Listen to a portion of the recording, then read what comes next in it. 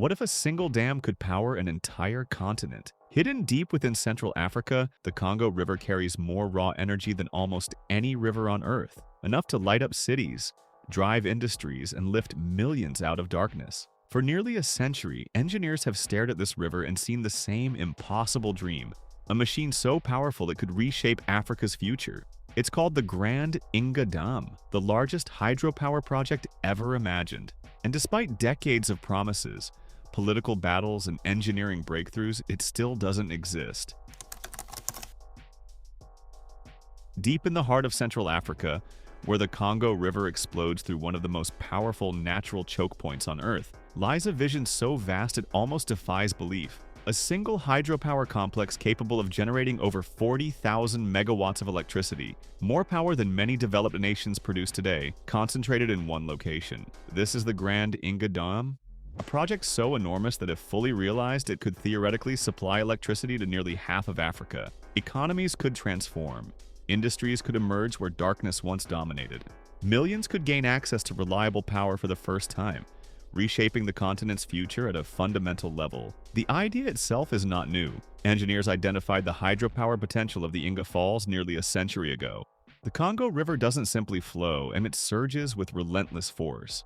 At this narrow stretch, the river drops rapidly, creating one of the highest natural energy concentrations anywhere on Earth. From the very beginning, experts described it as the greatest untapped energy source on the planet. Yet despite decades of planning, global interest, and political promises, Grand Inga remains unfinished, a monumental dream that continues to slip just beyond reach. Grand Inga was never intended to be a single dam.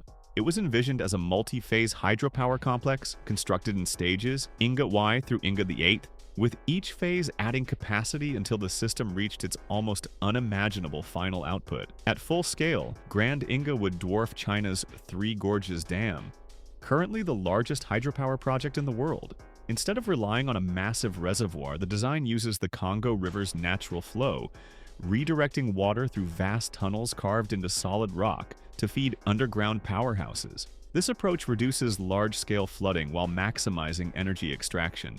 The numbers remain staggering. Over 40,000 megawatt of installed capacity transmission corridors, stretching thousands of kilometers across Africa power exports, plan to reach South Africa, Nigeria, and potentially Europe. This wasn't just infrastructure, it was continental integration, electricity binding Africa together in a way roads and borders never could. And that overwhelming scale is exactly what made the project so difficult to execute.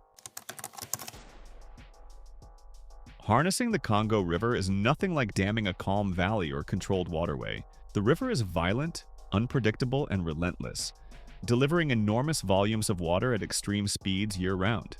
Engineers face challenges rarely combined in a single project: extreme water pressure and fluctuating flow rates, complex and fractured geology beneath the riverbed, continuous erosion capable of weakening concrete and steel over time.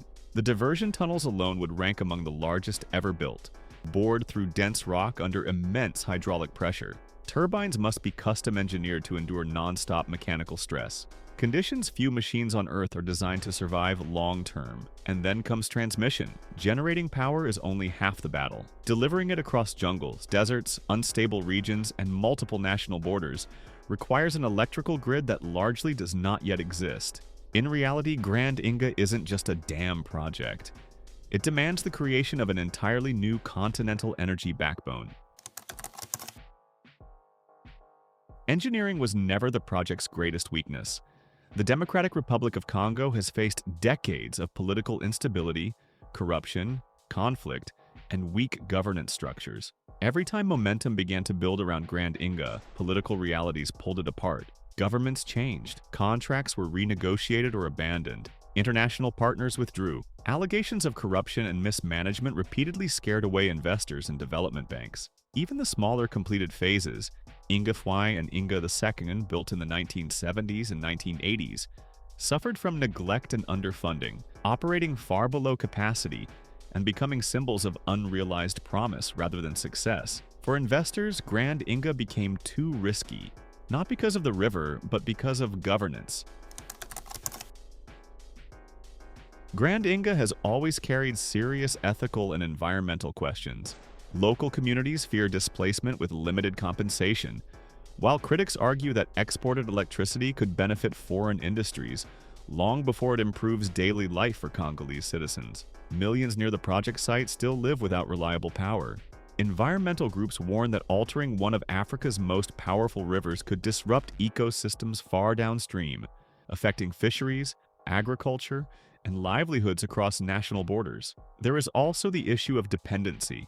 Concentrating such a massive share of Africa's electricity in one location creates vulnerability to conflict, sabotage, political pressure, or system failure.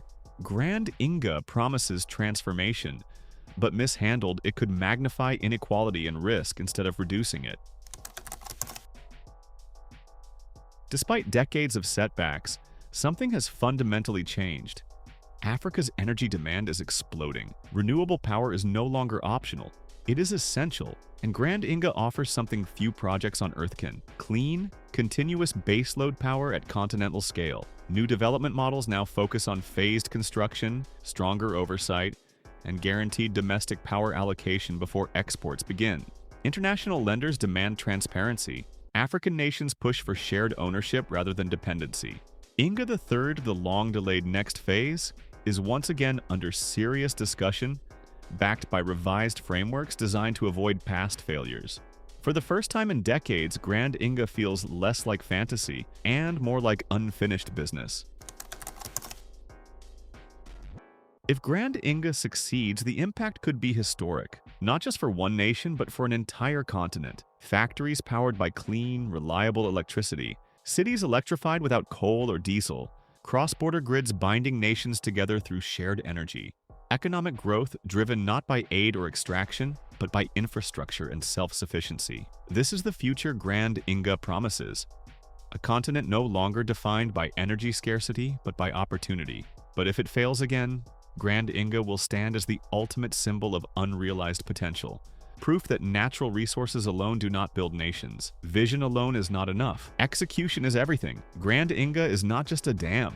It is a test of engineering pushed to its absolute limits, a test of governance under relentless pressure, and a test of whether humanity can turn overwhelming natural power into shared, sustainable progress. Because beneath the roaring Congo River lies a truth still waiting to be proven.